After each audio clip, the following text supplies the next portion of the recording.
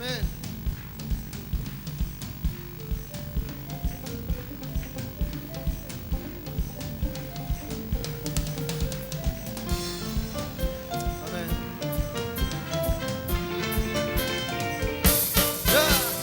Tiada terukur besar kasih setiamu Tuhan, panjang dan lebarnya melebihi lautan, jauh tinggi mengatasi langit, dalamnya tak dapat ku selami, kasih setiamu besar selamanya. Kasih setiamu besar selamanya. Hatiku bersyukur. Hatiku bersyukur, jiwaku memuji, mulutku pun bersorak memuji Engkau, Yesus. Ajaib perbuatanmu, besar anugerahmu, takkan berhenti ku memuji namamu. Tiada terukur besar kasih setiamu Tuhan, panjang dan lebarnya melebihi lautan, jauh tinggi mengatasi langit, dalamnya tak dapat ku selami, kasih setiamu besar selamanya. Kasih setiamu besar selamanya. Hatiku bersyukur. Hatiku bersyukur, jiwaku memuji, mulutku pun bersorak memuji Engkau, Yesus. Ajaib perbuatanmu, besar anugerahmu, takkan berhenti ku memuji namamu. Hari ini kita sampai pada nama yang ke-83 dan hanya pada satu ayat firman yang terambil dari Yesaya 59 ayatnya yang ke-20. Yesaya 59 ayatnya yang ke-20. Dan kalau sudah menemukan bacaan firman dari luar biasa, ayat yang luar biasa ini, maka dengan hormat kembali saya jemput kita bangkit berdiri. Dan marilah dengan suara yang mantap kita bacakan ayat ini secara bersama-sama setelah saya hitung 1 sampai 3. Yesaya 59 ayatnya yang ke-20, dan demikianlah bunyi firman Tuhan. 1, 2, 3. Dan ia akan datang sebagai penebus untuk Sion dan untuk orang-orang Yakub yang bertobat dari pemberontakannya. Demikianlah firman Tuhan. Amin. Silakan duduk. Tuhan memberkati kita. Relakan saya baca ulang ayat ini lagi. Yesaya 59 ayat 20, dan ia akan datang sebagai penebus untuk Sion dan untuk orang-orang Yakub yang bertobat dari pemberontakannya. Demikianlah firman Tuhan. Garis bawahi kalimat indah yang berbunyi, dan ia akan datang sebagai penebus untuk Sion. Garis bawahi kata penebus. Yesus Kristus sang penebus. Itulah nama yang ke-83 yang diberikan oleh Alkitab kepada Tuhan kita Yesus Kristus. Ia disebut penebus. Bertalian dengan nama yang luar biasa ini, maka ada dua pertanyaan yang ingin saya tanyakan dan sebuah anjuran yang merupakan 3 kebenaran ilahi yang tersimpan dalam nama yang luar biasa ini. Hal yang pertama berbentuk pertanyaan, mengapa kita memerlukan seorang penebus? Itulah pertanyaan yang pertama. Ada apa sampai manusia memerlukan seorang penebus? Ayat-ayat pendahuluan dari ayat 20 ini menggambarkan sebuah kebenaran sebagai jawabannya. Dan kebenaran jawaban dari kalimat mengapa manusia memerlukan seorang penebus, karena kita tak berdaya terhadap dosa kita.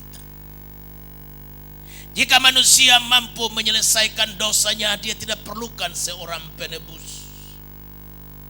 Tetapi ayat-ayat dalam bacaan Yesaya 59 ini memberikan jawaban atas pertanyaan, mengapa saya, mengapa saudara, mengapa dunia ini memerlukan dan mendambakan seorang penebus? Karena dosanya tidak dapat diselesaikan. Manusia tak berdaya terhadap dosanya. Dan gambaran-gambaran ketidakberdayaan manusia digambarkan dalam ayat-ayat dari Yesaya 59 ini. Hal yang pertama, karena dosa memisahkan manusia dari Allah.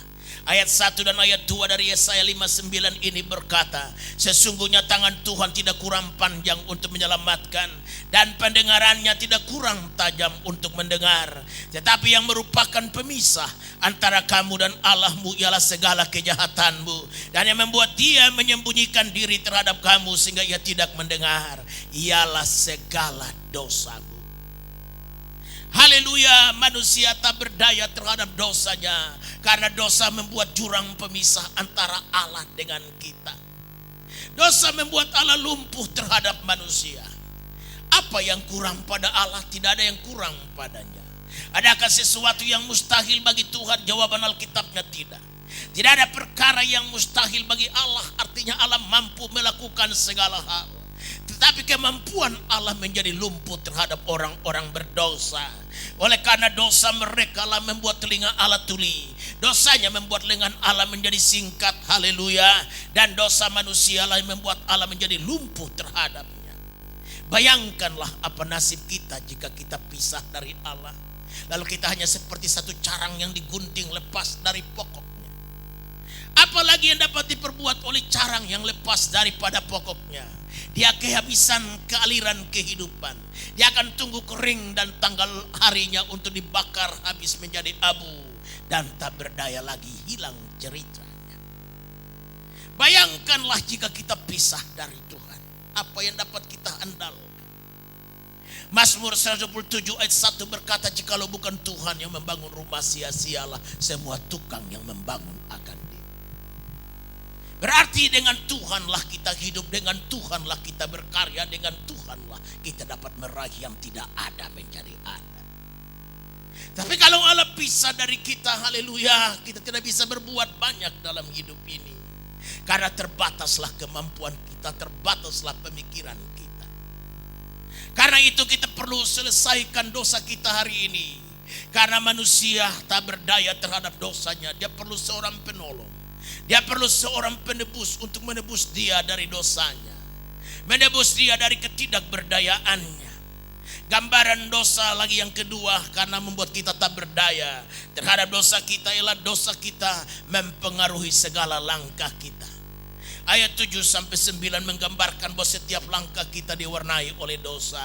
Ayat 7-9 Yesaya 59 ini berkata, mereka segera melakukan kejahatan dan bersegera hendak menumpahkan darah orang yang tak bersalah. Rancangan mereka adalah rancangan kelaliman, dan kemana saja mereka pergi, mereka meninggalkan kebinasaan dan keruntuhan. Mereka tidak mengenal jalan damai, dan dalam jejak mereka tidak ada keadilan. Mereka mengambil jalan-jalan yang bengkok, dan setiap orang yang berjalan di situ tidaklah mengenal damai. Ayat 9, sebab itu keadilan tidak tetap jauh daripada kami, dan kebenaran tidak sampai kepada kami. Kami menanti-nantikan terang, tetapi hanya kegelapan belaka. Menanti-nantikan cahaya, tetapi kami berjalan dalam kekelaman. Kalimat-kalimat yang menggambarkan tentang rancangan, tentang tindakan manusia diwarnai oleh dosa, yang dalamnya berisikan kelaliman, yang di dalamnya berisikan ketidakdamaian. Semua langkah dan cara hidup manusia dipengaruhi oleh dosa. Jika ada saja kebenaran mewarnai kata-kata kita, jika saja ada kebenaran mewarnai tingkah laku orang-orang, maka kita tidak memerlukan seorang penebus. Tetapi karena kita melangkah dalam dosa, berpikir dalam dosa, kata-kata diwarnai dengan dosa, segala rancangan dan tindakan kita dosalah semata yang mewarnainya. Maka apa gerangan yang harus kita buat? Kita memerlukan seorang penebus. Karena itu Kristus disebut sang penebus, karena dia sajalah penolong terhadap dosa manusia.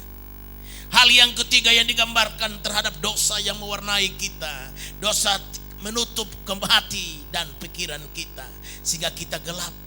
Pikiran manusia gelap dan hatinya gelap karena dosa yang menutupnya. Ayat 10 dalam bacaan hari ini dari Yesaya 59 berkata, kami meraba-raba dinding seperti orang buta dan meraba-raba seolah-olah tidak punya mata. Kami tersandung di waktu tengah hari seperti di waktu senja, duduk di tempat gelap seperti orang mati. Mereka meraba-raba. Dosa telah menutup mata dan hati manusia.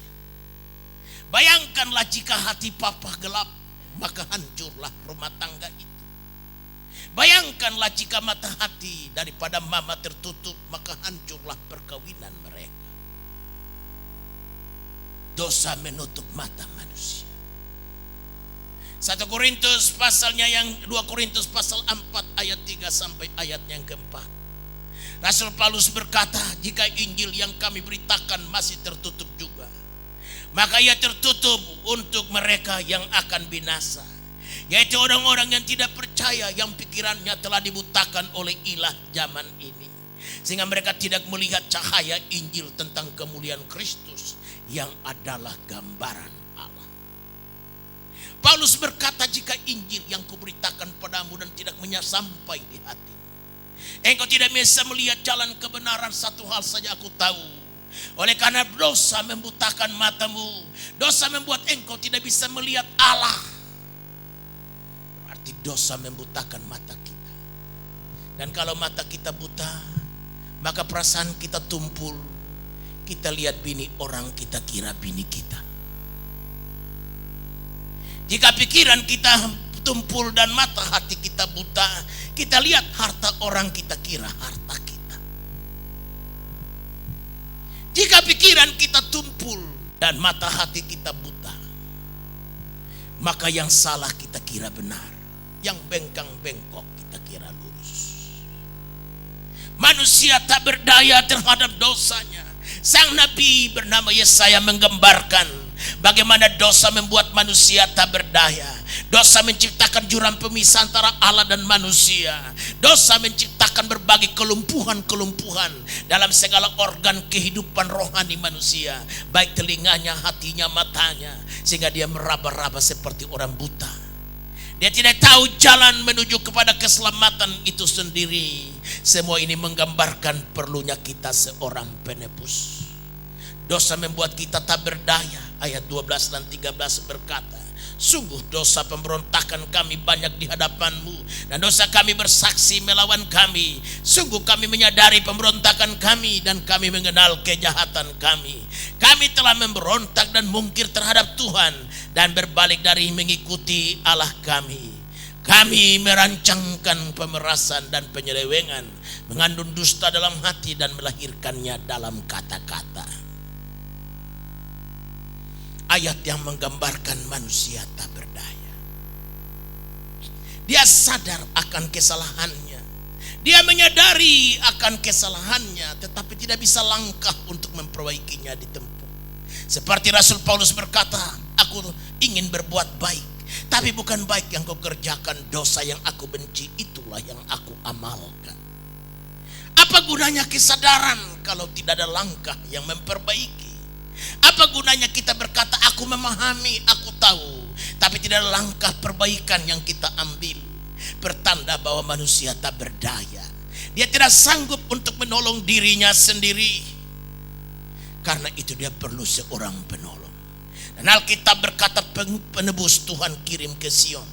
Tuhan kirim kepada keturunan Yakub yang ingin berbalik dari jalannya yang salah. Hal yang berikut lagi tentang dosa kita adalah kita tidak dapat menyelamatkan diri kita sendiri. Ayatnya yang ke-16 dalam bacaan hari ini berkata, ia melihat bahwa tak seorang pun yang tampil, dan dia tertegun karena tidak ada yang membela. Maka tangannya sendiri memberi dia pertolongan, dan keadilannya lah yang membantu dia. Gambaran bahwa manusia tidak dapat menolong dirinya sendiri, karena Allah dari surga melihat kalau ada di antara manusia yang mampu dan sanggup. Bacaan ayat tadi berkata tidak ada seorang pun yang tampil. Tidak ada seorang pun yang berkata aku sanggup menyelesaikan dosaku. Jika satu orang saja sanggup menyelesaikannya, maka saudara, surga tidak perlu menetapkan bahwa Allah sendirilah yang harus turun. Allah lah yang harus menolong dirinya sendiri. Allah lah yang harus turun tangan menyelesaikan dosa manusia. Maka Kristus lahir lewat seorang perawan yang bernama Maria. Allah turun tangan sendiri, dia menjadi sama dengan manusia. Allah berubah menjadi manusia dalam inkarnasi, dalam Yesus Kristus Tuhan.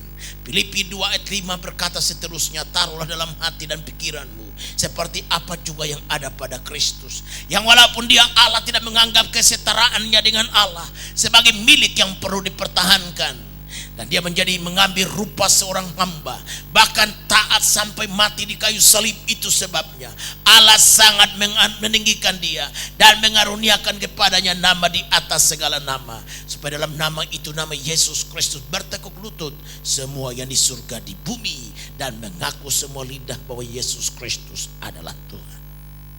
Allah turun tangan sendiri. Manusia tidak mampu menyelesaikan dosanya. Boro-boro kita mau menyelesaikan dosa, atau angkat diri kita sendiri aja nggak sanggup. Nggak percaya, pulang dari sini menghadap kaca, taruh tangan kanan pada telapak kaki kanan dan tangan kiri pada telapak kaki kiri, lalu coba angkat diri sendiri. Bisa? Saudara tertawa karena saudara sudah tahu jawabannya. Taruh tangan kanan pada telapak kaki kanan dan tangan kiri pada telapak kaki kiri, lalu coba angkat diri sendiri. Angkat diri sendiri aja nggak sanggup, apatah lagi menyelesaikan dosa. Kita tidak sanggup menyelesaikan dosa kita. Tidak ada seorang pun yang tampil di hadapan Allah dan berkata, aku sanggup. Semua hands up. Surga menetapkan, Allah sendiri turun tangan. Allah sendiri menyelesaikan dosa kita. Dosa kita menciptakan sesuatu yang dahsyat bagi kita, yaitu murka dan hukuman Allah yang menanti. Ayatnya yang ke-18 dalam bacaan hari ini menggambarkan dosa kita menciptakan angkara murka Allah yang menunggu kita di akhir perjalanan hidup ini. Ayat 18 berkata, sesuai dengan perbuatan-perbuatan orang, demikianlah ia memberi pembalasan, kehangatan murka kepada lawan-lawannya, ganjaran kepada musuh-musuhnya, bahkan kepada pulau-pulau yang jauh ia memberi ganjaran. Garis bawahi kata ganjaran dan murka. Firman Tuhan berkata, larikanlah dirimu dari murka Allah yang akan datang. Dosa menciptakan ganjaran di depan pintu yang sedang menanti kita. Tidak ada pilihan lain bagi kita selain daripada mengambil sang penebus, Yesus Kristus Tuhan yang ditetapkan Allah. Petrus berkhotbah di hari Pentakosta yang dicatat dalam Kisah Rasul 4 ayat 12. Dikatakan di bawah kolong langit ini tidak nama lain yang dikaruniakan kepada manusia yang dalamnya kita beroleh keselamatan, kecuali Yesus Kristus Tuhan. Sang penebus telah datang. 2000 tahun yang lalu berita telah disampaikan bahwa hari ini aku beritahukan padamu telah lahir Yesus Kristus Tuhan di kota Daud. Kalimat inilah yang saya angkat dan jadikan tema di atas mimbar kita ini. Yesus Kristus adalah Tuhan. Itulah pesan malaikat. Hari ini ku beritahukan padamu, telah lahir Yesus Kristus Tuhan di kota Daud. Ditetapkan Allah sebagai sang penebus. Kita perlukan dia. Tidak ada seorang pun di antara kita hari ini yang menolak dia. Kita semua berkata, Tuhan, datanglah dan jadi raja dalam hidup. Saya percaya tidak ada seorang pun di antara kita yang datang dalam ibadah ini dan tidak menambahkan apa-apa. Kita menambahkan kesembuhan kita, kita menambahkan berkat kita, kita menambahkan jalan keluar dari problema dan masalah kita, kita menambahkan kelepasan dari keterikatan kita. Dan semua itu hanya bisa terjadi jika Yesus Kristus sang penebus menyelesaikannya. Kita butuh dia hari ini. Kita angkat tangan dan berkata, Tuhan, inilah aku perlukan engkau. Tidak ada alasan bagi kita untuk tidak percaya kepada Yesus Kristus. Inilah tugas gereja untuk memberitahukan bagi dunia bahwa Allah telah tetapkan seorang penebus bagi manusia yang tidak bisa menyelesaikan dosanya. Hal yang kedua yang perlu kita renungkan masih berbentuk pertanyaan. Dengan cara bagaimanakah Yesus Kristus sang penebus menebus dan menyelesaikan dosa kita? Alkitab memberikan gambaran bahwa Allah menempuh 3 cara untuk menebus kita sekalian. Cara yang pertama adalah melalui anugerah. Jika cara lain yang Allah tempuh di samping anugerah, maka surga bagi kita hanya cerita. Surga bagi kita hanya dongengan nenek-nenek tua dalam pengantar cucu cengeng untuk tidur. Surga hanya slogan. Tetapi haleluya, Allah menempuh anugerah. Jalan anugerah. Anugerah artinya pemberian cuma-cuma. Tidak perlu ada sesuatu dari kita untuk menarik perhatian Allah, untuk menurunkan belas kasihannya sehingga kita bebas dari dosa kita. Anugerah, pemberian cuma-cuma. Tidak ada harga yang untuk membayarnya.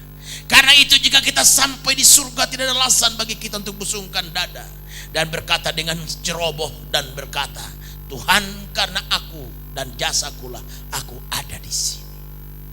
Kalau itu kalimat kita, malaikat yang dengar berkata, maaf dulu, tadi kau datang kemari lompat jendela apa lewat pintu? Kalau kau lewat pintu, pasti kau tidak akan mungkin mengungkapkan itu. Karena pintu itu cuma seorang yang bernama Yesus Kristus yang berkata, akulah pintu. Barang siapa yang masuk dan keluar melalui aku, dia terpelihara. Siapa yang masuk dan keluar dari aku, dia terpelihara. Betapa indah kalimat ini untuk dengar. Kita sedang ada pada satu masa di mana pemeliharaan itu merupakan kebutuhan pokok. Tanyakan kawan-kawan yang ada di Poso, pemeliharaan bagi mereka itu bernilai mahal. Tanyakan kepada kawan-kawan yang ada pada daerah yang sedang rusuh, pemeliharaan, penjagaan dan pengawalan bagi mereka itu berharga mahal. Famili yang datang dari kampung saja bercerita, dari pelabuhan menuju ke tempat saja di mana mereka harus ambil kapal untuk menuju ke kampung masing-masing, dikawal oleh tentara, dan satu kali orang satu kepala bisa bernilai 200.000. Betapa mahal pengawalan itu, betapa mahal penjagaan. Kalau cuma setahun sekali pergi dikawal, mah cuma 200.000 setahun gak apa-apa. Lah kalau kita mesti bolak-balik 4-5 kali dalam sebulan, bayangkanlah betapa mahal pengawalan itu. Tapi firman Tuhan berkata, akulah pintu. Barang siapa yang masuk dan keluar melalui aku, dia terpelihara. Dalam zaman sekarang ini Tuhan saja menjadi andalan kita. Harta lalu bukan andalannya, tenaga manusia lalu bukan andalannya, tapi Tuhan saja andalan kita. Orang dalam Tuhan itu merasa aman. Dia pergi ya pergi, makan ya makan, tidur ya tidur, bekerja ya bekerja. Karena dia menyadari bahwa hidupnya alam tangan Tuhan. Yesus Kristus memberi jaminan seutas rambut di kepalamu tidak akan gugur tanpa aku mengizinkan. Kira-kira masihkah kita sanggup mempercayai ayat ini? Orang yang merasa aman hanya orang yang ada dalam Tuhan. Tempat yang paling aman itu bukan dalam dunia ini. Tempat yang paling aman bukan dalam tangan seorang besar yang berjanji, hidupmu aku jamin. Tapi tempat yang paling aman hanya dalam tangan Yesus Kristus yang berkata, marilah kepadaku hai kamu yang berlelah dan bertanggungan berat, aku ini akan memberi sentosa padamu. Inilah pentingnya percaya Tuhan. Percaya Tuhan Yesus Kristus bukan sekedar membuat kita ini agama, supaya kita jangan disebut PKI, kita jangan disebut komunis, kita jangan disebut orang yang tak beragama. Bukan, jauh lebih dari itu. Menaruhkan iman dan percaya kepada Yesus Kristus minimal karena manusia tidak mampu menyelesaikan dosanya sendiri. Manusia duduk dan berjerit, siapa gerangan bisa menolong aku dari dosaku yang memisahkan aku dengan Allah, dari dosaku yang mewarnai tiap langkah. Perkataan dan tindakanku diwarnai oleh dosa. Haleluya. Apa dan siapakah yang dapat menolong aku kecuali Sang Penebus yang bernama Yesus Kristus. Libat anugerahnya lah diselamatkannya kita. Jika Allah menempuh jalur lain di luar anugerah, artinya mesti ada dulu apa-apanya dari kita, baru Tuhan bisa menyelesaikan dosa kita. Repotlah langkah hidup kita. Tetapi kalau anugerah, maka berlaku bagi semua orang. Anugerah Allah bagi siapa saja yang mau berbalik dari langkah yang salah.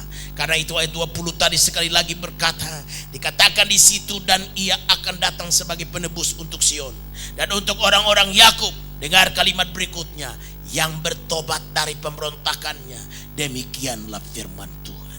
Yang bertobat dari pemberontakannya, yang mengatakan sampai di sinilah aku melakukan langkah yang salah ini. Sampai di sinilah aku perbaiki langkahku. Hanya kepada mereka semacam itulah anugerah Tuhan berlaku. Anugerah Tuhan hanya berlaku bagi orang yang ambil putusan bahwa hari ini aku sadar dosaku membawa aku kepada hal-hal yang mendatangkan malu, hal-hal yang mendatangkan sengsara, dan pada ujungnya membawa kepada ganjaran kematian yang kekal. Hari ini aku balik dari langkahku yang salah. Hari ini aku balik dari pemberontakanku. Hanya kepada mereka seperti itulah anugerah Allah berlaku. Saya percaya tidak ada seorang pun di antara kita yang tidak mendambakan anugerah Allah hari ini. Kita memerlukannya. Dan kalau kita memerlukan anugerah Allah, kita harus balik. Kita harus datang kepada Tuhan. Ada sebuah buku yang saya baca, dan kalimat indah di dalamnya tertera begini: going back home after sinning. Maksudnya pulanglah setelah kau melakukan dosa. Baliklah kepada Allah setelah kau melakukan langkah dan jalan yang salah. Karena hanya bagi mereka yang bertobatlah ada pengampunan. Bagi mereka yang bertobatlah berlaku anugerah Allah. Lalu Allah mengangkat mereka dari lubang kubur dan ditaruhnya kepada kemuliaan karena namanya. Langkah yang kedua yang Allah tempuh adalah melalui iman. Hanya lewat imanlah. Yohanes 3:16 yang mengatakan, karena begitu besar kasih Allah akan dunia ini, sehingga diberikannya anak yang tunggal, Yesus Kristus, supaya barang siapa yang percaya kepadanya tidak binasa melainkan beroleh hidup yang kekal. Barang siapa yang percaya, kata percaya ini yang mempunyai nilai yang terlalu luar biasa. Hanya percaya saja. Kalau Allah menganjurkan yang lain di luar percaya, belum tentu segelintir orang bisa melaksanakannya. Jika saja Tuhan berkata berbahagialah orang kaya yang memiliki hidup kekal, maka belum tentu kita semua kaya. Bagaimana dengan orang miskin, apa nasibnya? Tapi kalau jalan percaya diberikan Allah, semua orang bisa percaya. Si kaya bisa, si miskin bisa, si pintar bodoh, maupun juga si pintar bisa, si bodoh juga bisa. Pada dasarnya nih, secara umum pun manusia diwarnai oleh kepercayaan. Berarti percaya itu suatu warisan yang Allah berikan pada semua kita. Nah, percayalah kepada Tuhan Yesus Kristus. Karena itu waktu kepala penjara, dia sudah lihat bagaimana kuasa Tuhan berlaku. Orang-orang semua keluar, narapidana lari, dia ambil pedang dan hunus pedangnya dan membunuh diri. Paulus bilang, tunggu dulu, kami ada di sini, jangan bunuh dirimu. Dia bertanya begini, lalu apa yang aku perbuat? Dia cuma berkata begini, percayalah kepada Yesus Kristus, maka engkau dan kaum keluarga akan diselamatkan. Disuruh percaya. Dia bilang, bayar dulu, kasih pesangon. Kalau pesangon, orang kaya bisa. Lah kalau kita orang miskin, mau bikin apa? Percaya, semua orang bisa. Berarti percaya kita menentukan kadar berkat kita. Percaya saja. Jangan takut dan jangan khawatir. Percaya membuat kita pasrah. Percaya membuat kita makan apa saja, tidur di mana saja. Percaya kita membuat kita duduk dalam segala keadaan. Di dalam keadaan apapun, susah atau senang, naik atau turun, hati kita bergembira dan bersuka cita senantiasa.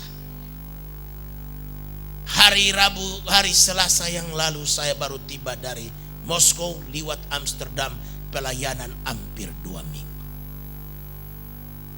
Yang paling keren adalah pelayanan di Rusia.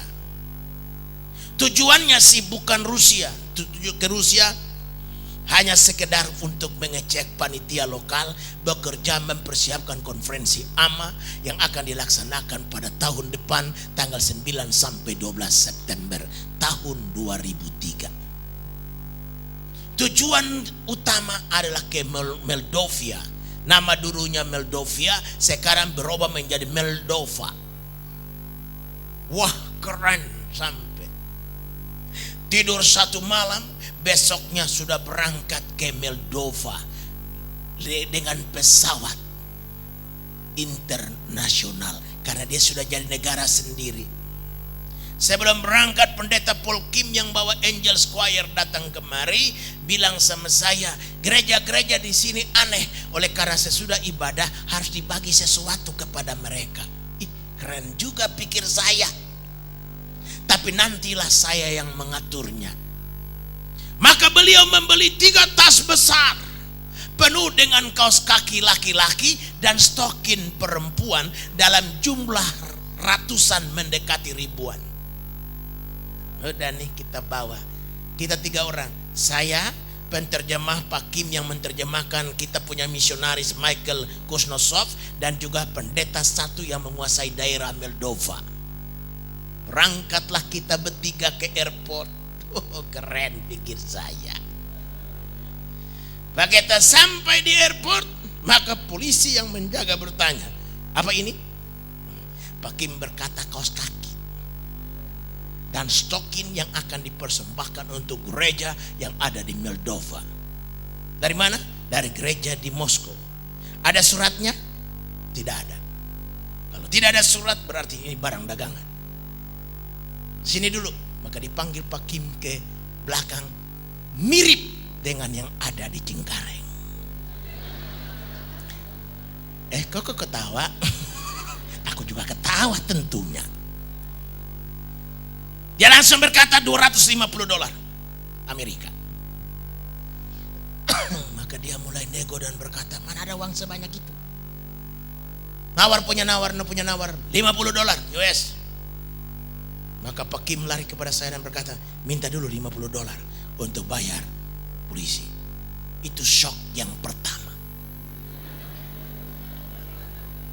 Sudah 34 tahun ini aku melayani Tuhan dan diundang kemana-mana saja melayani di dalam negeriku ini. Belum pernah ada panitia yang minta sama saya untuk menyelesaikan persoalan yang sedang terjadi. Aku pikir ini kan luar negeri. Udah shock yang pertama. Selesai dari polisi, 3 tas besar ini termasuk tasku juga dibawa untuk ditimbang. Dalam check-in kata orang di sana overweight.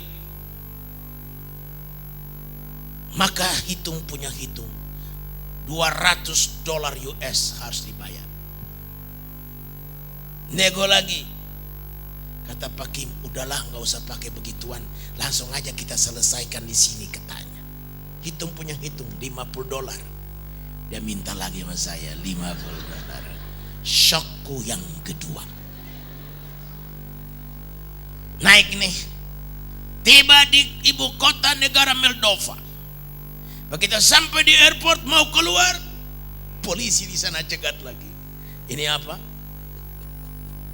Pak Kim berkata kaos kaki laki-laki dan stokin perempuan. Nego lagi kembali, bayar lagi $50. Minta lagi. Kagetku yang ketiga. Begitu udah keluar, tunggu di luar 1 jam, yang menjemput tidak datang. Maka saya duduk saja tenang, buka gigi walaupun gigiku tidak rata. Sudah tunggu 3-4 jam lewatlah seorang laki-laki badan besar pakai dasi dan seorang perempuan bawa bunga. Aku pikir-pikir jangan-jangan orang yang jemput saya itu ini dia. Tapi kan bagaimana aku mau bertanya, dia ngerti bahasa Inggris saja kagak. Ya udah saya nyengir-nyengir aja. Saya lihat ini bapak dia lagi lihat matanya kelelapan kiri kanan. Aku cuma senyum aja lihat dia. Mudah-mudahan orang ini kata saya. Sedangkan pendeta yang jemput saya ini sudah pergi telepon umum untuk tanya jemputan di mana gitu. Dia balik sama saya dan ditanya, ada yang datang kemari sudah? Saya bilang saya tidak tahu, tapi yang saya lihat seorang laki-laki badan besar pakai dasi dan seorang perempuan bawa bunga. Udah mondar-mandir di muka saya ada kira-kira 2 kali. Jangan-jangan orang itu kali, kata saya. Oh iya, di mana dia jalan? Saya bilang jalan ke sana. Wow, keluar dia bilang, benar orangnya. Saya ngintip dari kaca tembus pandas, benar dia. Begitu dibalik, ini pendeta, ya ilah. Maka kita rangkulan dan pelukan cara Pak Habibie.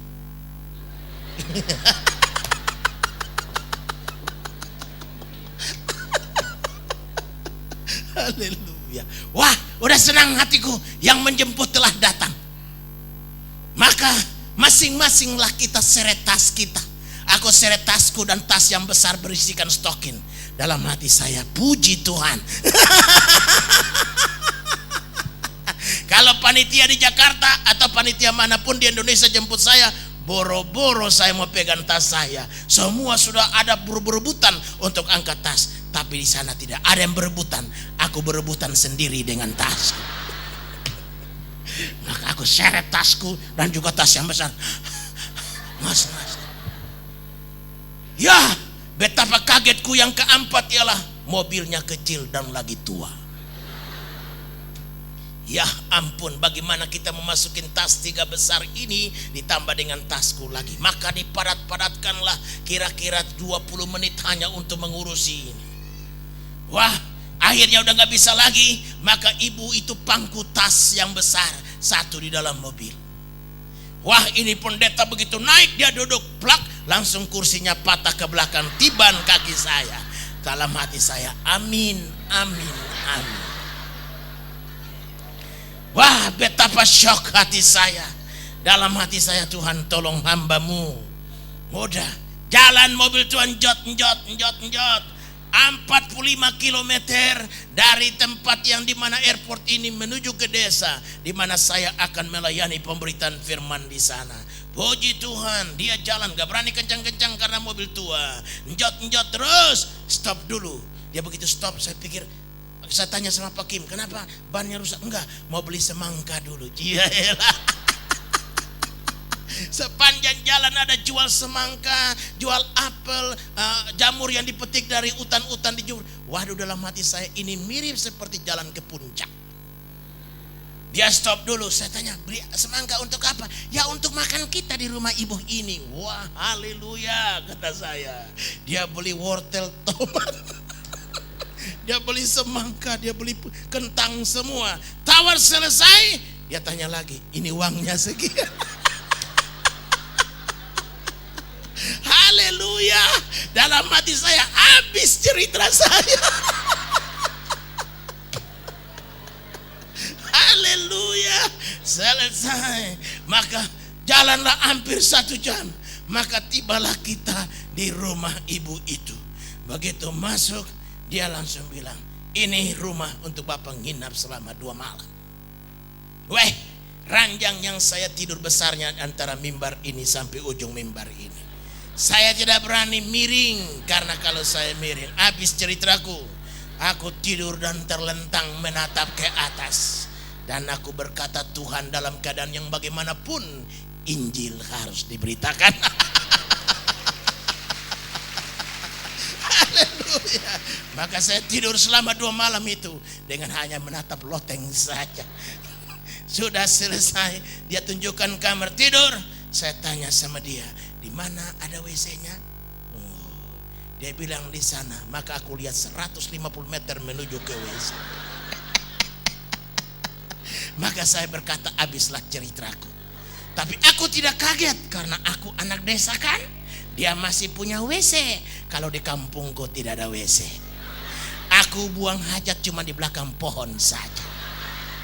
Dan harus bawa tongkat, namun bukan gembala.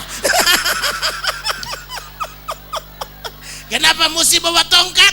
Karena kalau tidak bawa tongkat maka habis ceritamu. Karena anjing dan babi akan berebutan. Karena anjing berkata kepada babi, maka tibalah rezeki kami pada hari ini. Karena itu kau harus bawa tongkat, tujuannya supaya hos. Kau yang tertawa ini pasti pernah mengalaminya.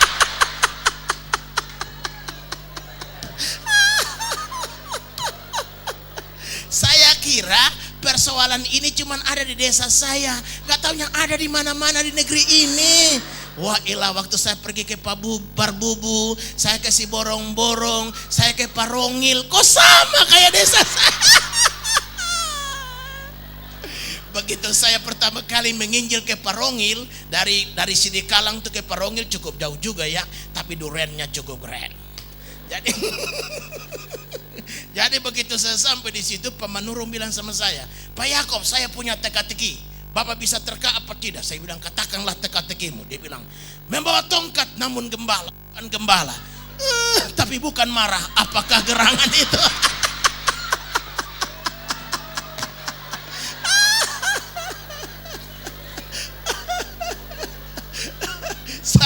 Saya dulu pikir-pikir ini apa?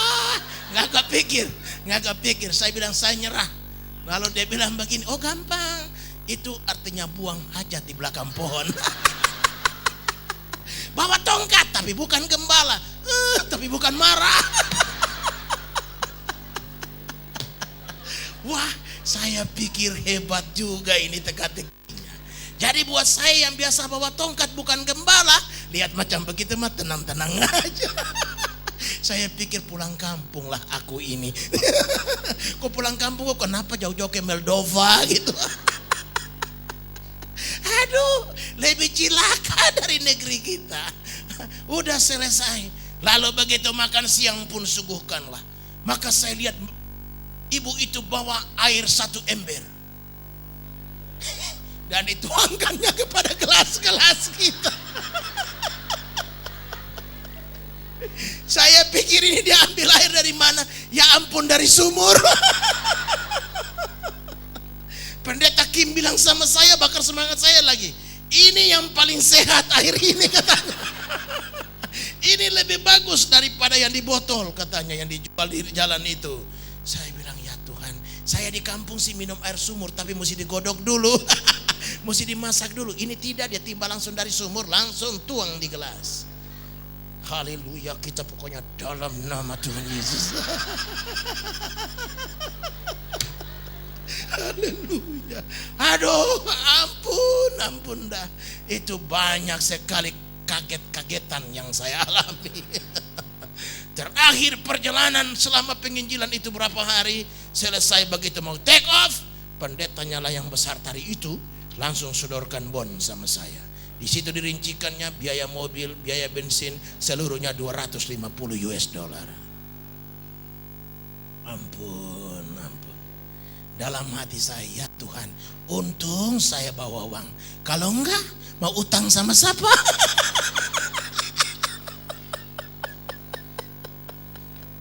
Untung kita ini bukan pendeta modern, kita masih pendeta tradisional.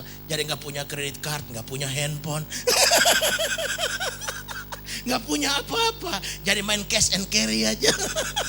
Untung kita pendeta tradisional. Tapi kalau kita pendeta main kredit card, di hutan macam begitu mau masuk kemana? Haleluya. Dan akhirnya ya puji Tuhan saudara. Tapi luar biasa.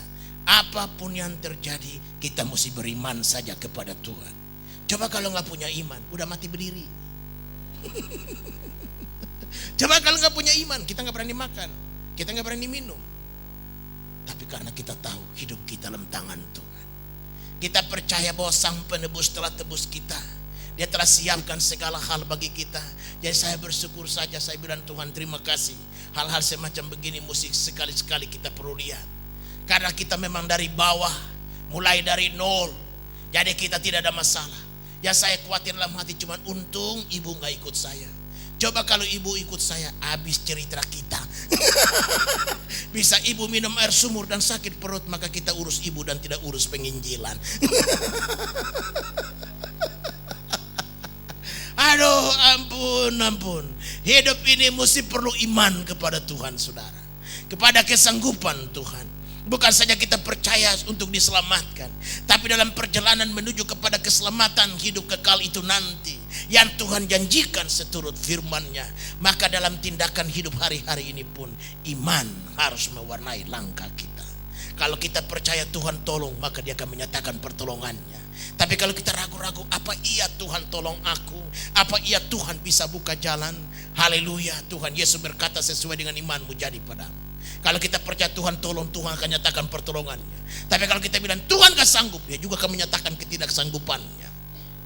Tuhan lumpuh juga, bukan saja kepada orang yang berdosa dalam pengertian melanggar 10 hukum Taurat. Tapi Anda tidak beriman pun itu satu dosa yang besar. Allah tidak berkenan kepada orang-orang yang tidak beriman. Tanpa iman, kata Ibrani pasal 11 ayat 6, tanpa iman seorang pun tidak berkenan kepada Tuhan. tanpa iman. Berarti iman menempatkan kita pada posisi tidak berkenan. Sebaliknya Allah berkenan kepada orang-orang yang percaya. Saya percaya Tuhan pasti buka jalan bagi segala pergumulan kita pribadi, termasuk gereja yang kita bangun dengan dana 60 miliar. Wah, saya pulang, saya dapat laporan dari LBH Mawar Sarun, bilang, Pak, tolong bantu doa, Pak. Ada seorang hebat di Surabaya, dia disebut kepala real estate. Wah, punya problema, pinjam ke bank 250 juta, tapi jaminannya 15 miliar. Entah bagaimana persoalan ini tidak bisa diselesaikan bank. Dia mencari jalan kiri kanan, susah untuk menemukan jalan. Tiba-tiba dia on televisi dan dia melihat di situ Pak Hotma Sitompul dan Pak Dr. Andreas Johan Barus sedang berbicara tentang LBH Mawar Sarun.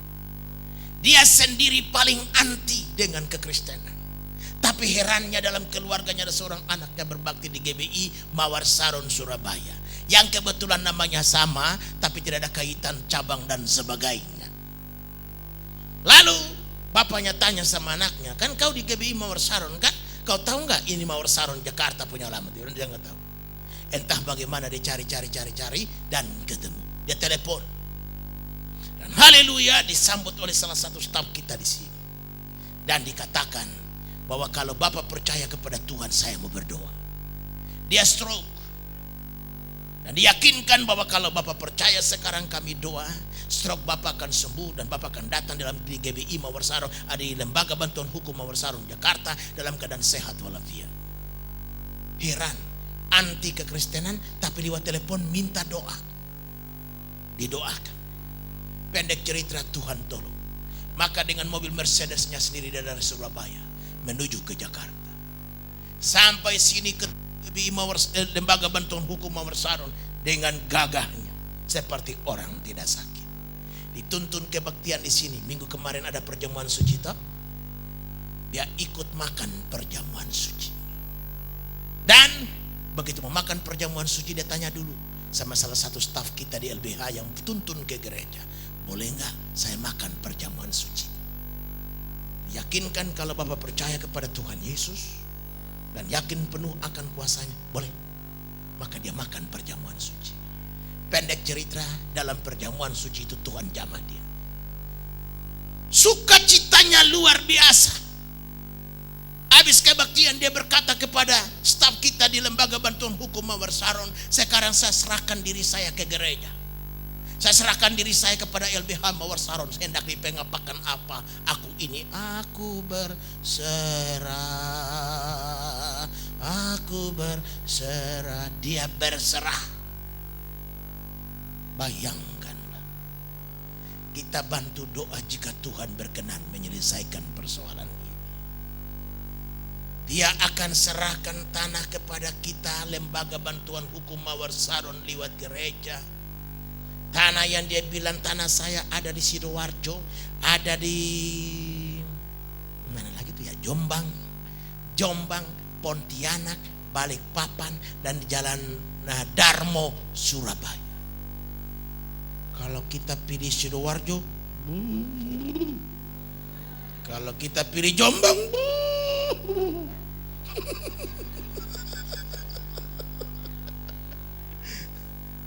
kita pilih kira-kira mana? Jalan Darmo aja deh, lebih keren.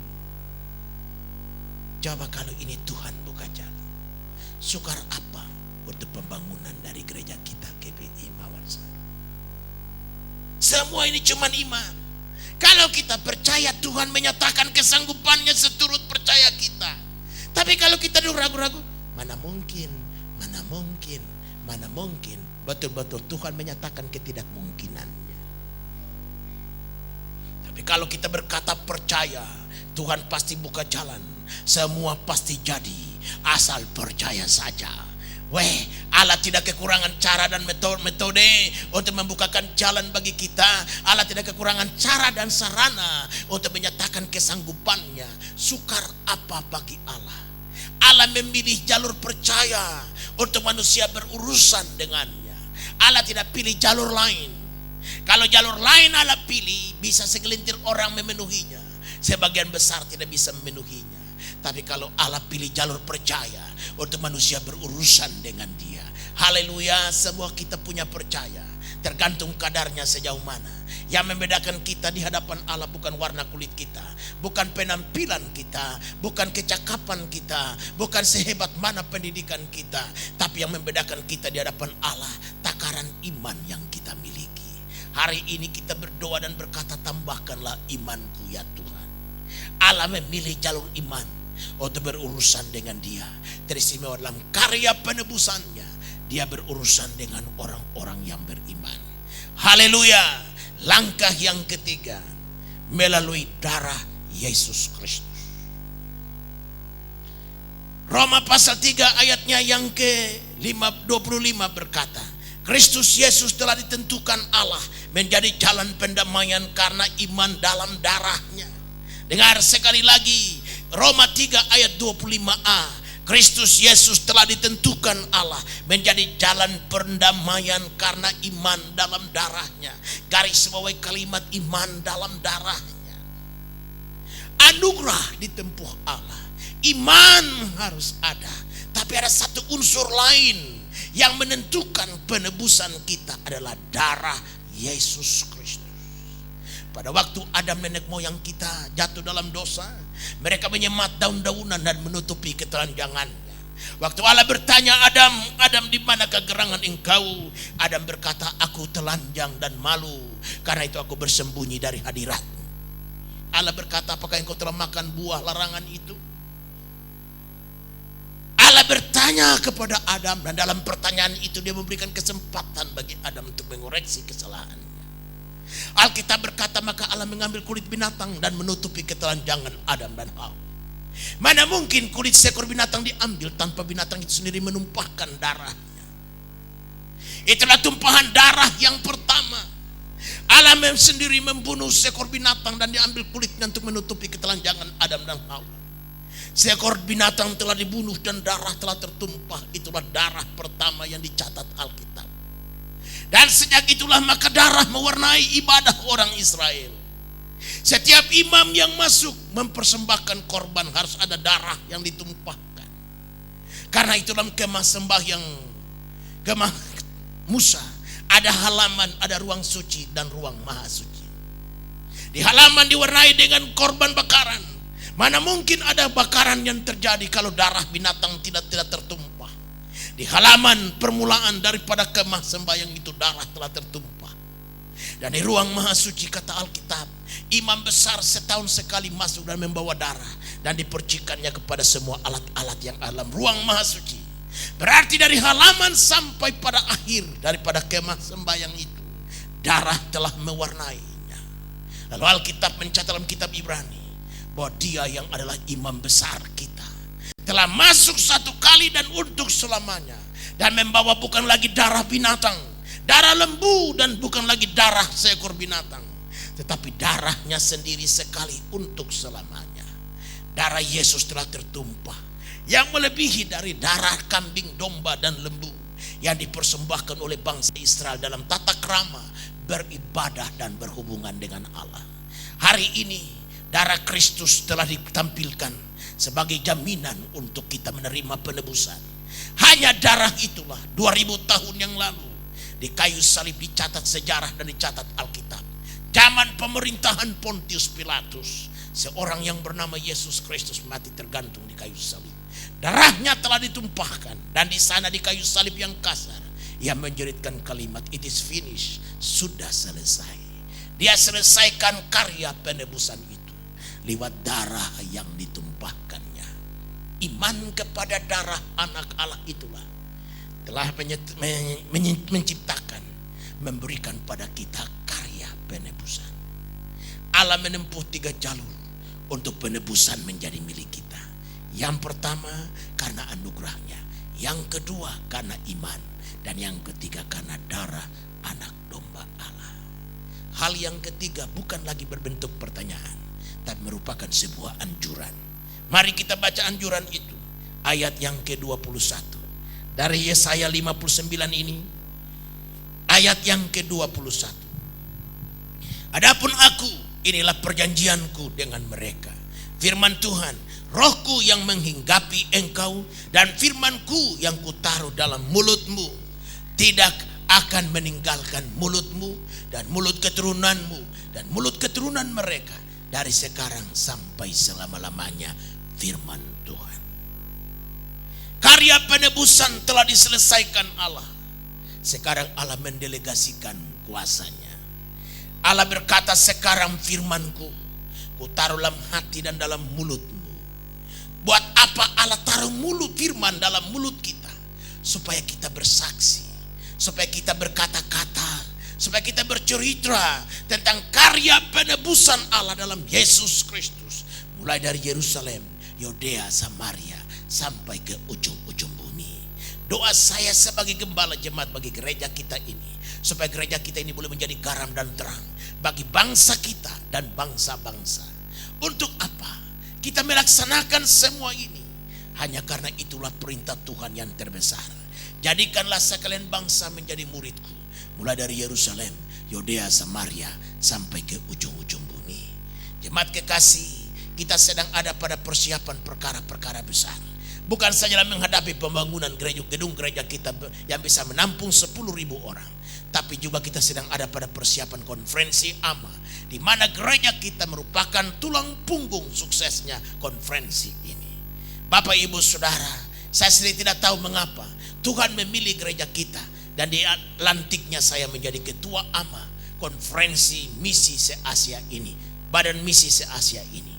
Saya telah membawa 10.000 US dollar pada kunjungan saya ke sana dan diberikan sebagai tanda jadi daripada gedung yang akan kita pakai untuk konferensi AMA.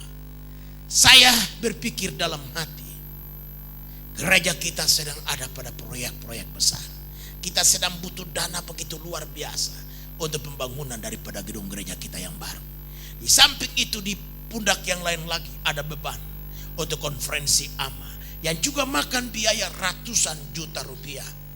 Saya berpikir-pikir dalam hati, Tuhan, Engkau tidak pernah memberikan beban yang lebih dari kesanggupan seseorang untuk memikulnya. Entah itu fisika, entah itu beban pergumulan hidupkah, Engkau tidak pernah memberi lebih dari kesanggupan kami memikul. Yesen, adik kecil tadi menyanyi, tidak pernah Tuhan memberikan kepada kita ular sebagai ganti roti. Tidak ada memberikan berbeda dengan apa yang kita imani dan kita minta. Dan karena itu, saya terlalu yakin sudah saatnya gereja kita ini untuk terlibat dalam perkara-perkara misi luar negeri. Kita telah membantu ratusan gereja di Indonesia, tak terpermanai jumlahnya. Di tengah-tengah ibadah kita ini sedang hadir pendeta-pendeta yang sedang mengikuti Institut Pertumbuhan Gereja Mawar Saron. Hampir 40 orang sedang ada di sini selama 3 bulan. Untuk apa kita membina mereka? Ada untungnya secara materi? Jawabannya tidak. Malah pengeluaran secara materi diberikan kepada mereka. Laporan kas, laporan bendahara menyatakan hampir 30-35 juta harus dikeluarkan hanya untuk membina pendeta satu angkatan. Saudara, untuk apa semua itu? Kita kerjakan hanya karena Tuhan. Tuhan yang berkata, pergilah jadikan sekalian bangsa menjadi muridku. Baptiskan mereka dalam nama Bapa, Anak, dan Roh Kudus. Dan ajar mereka melakukan segala sesuatu yang aku perintahkan kepadamu. Saya hari-hari belakangan ini lagi tergerak. Seorang pendeta yang sedang mengikuti Institut Pertumbuhan Gereja ini bernama Pendeta Robert Simbolon. Seorang yang cuci darah sudah hampir 1000 kali cuci darah, tapi dia masih tetap hidup dan melayani. Dia kadang-kala setir mobil sendiri pergi cuci darah, selesai cuci darah balik lagi, dan setir mobilnya pulang melayani. Istrinya telah ikut IPG ini 2 angkatan yang lalu. Suaminya sekarang terdorong untuk mengikutinya. Saya dan ibu hari-hari belakangan ini lagi berdoa dan bergumul. Bagaimana kalau rekan kita ini, kita tolong dia untuk cangkok ginjal di Cina. Dia menderita setiap minggu harus cuci darah. Sudah mendekati ribuan kali cuci darah. Sampai saya berkata kepada ibu, dari gaji kita lah kita tanggung ongkos rekan ini. Pergi ke Cina untuk periksa ginjalnya. Kalau dia bisa berhenti cuci darah, Dan dia bisa dapat cangkok ginjal di sana seperti dilakukan oleh banyak orang juga. Dia dengan kuat bisa melayani pekerjaan Tuhan. Berapa banyak jiwa yang dia bisa menangkan. Jika ada Bapak Ibu Saudara yang tergerak untuk menopang rencana mulia ini, menyelamatkan satu jiwa saja udah luar biasa nilainya. Lebih mahal daripada kekayaan seluruh dunia ini. Jika pendeta Robert Simbolon ini bisa ditolong Tuhan, dan dia bisa sehat walafiat, dan bisa melayani pekerjaan Tuhan dalam masa yang diperpanjang lagi oleh Tuhan. Betapa dahsyatnya pekerjaan ini. Kita melayani, haleluya, kita kerjakan semua hanya untuk Tuhan Yesus dan kemuliaannya. Dan saya yakin segala tindakan mulia itu dipahalai dan diberkati Tuhan. Kita tabur angin, kita menuai tofan. Kita tabur cabai, pasti kita tidak mungkin tuai tomat. Kita tabur cabai yang pedas, kita juga menuainya. Saudara sekalian, karena itu rencana supaya Tuhan taruh firman-Nya pada mulut kita, supaya kita tidak berkata lagi yang sia-sia. Kita berkata yang benar. Kita berkata hanya tentang Tuhan dan kemegahannya. Dan kalau kita semua bisa berbuat ini, saya tidak bisa bayangkan. Gedung 10.000 pun tidak mungkin menampung kita lagi. Karena terlalu banyak jiwa yang kita perlu menangkan. Dalam doa saya selalu saya berkata dan menantang Tuhan. Saya ajak bercanda Tuhan itu. Karena Tuhan pun punya roh tukang bercanda.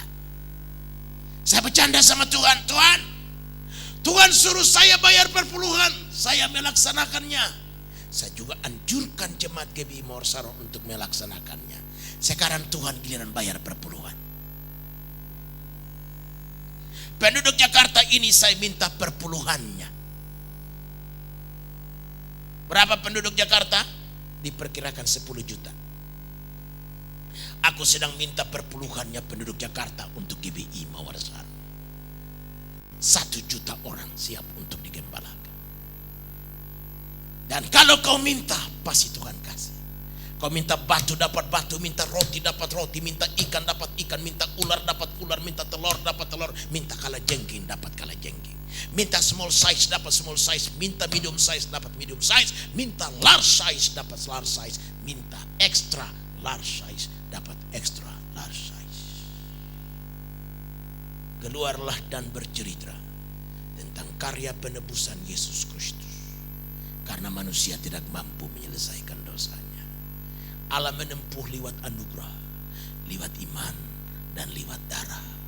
Darah bukan darah domba, bukan darah lembu jantan, tapi darah Yesus Kristus, anak domba Allah yang tertumpah di kayu salib 2000 tahun yang lalu.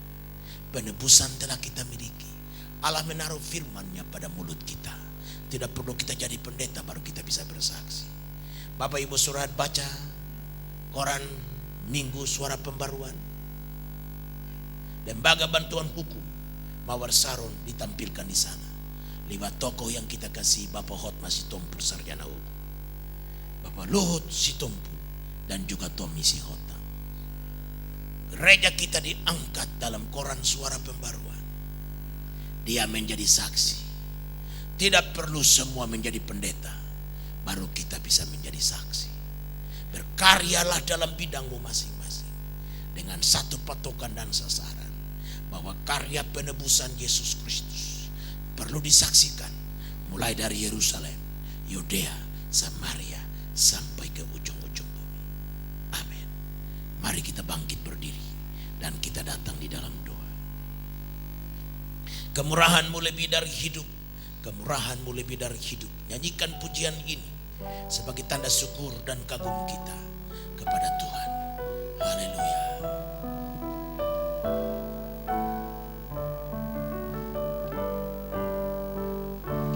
Kemurahan-Mu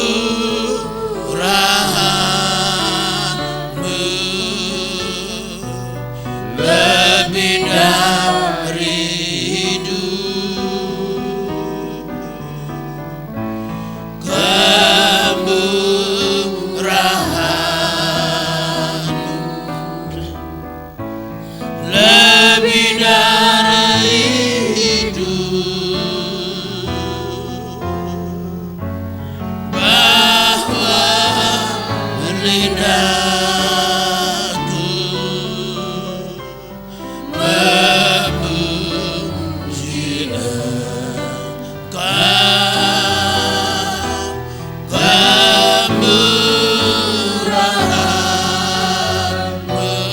Bila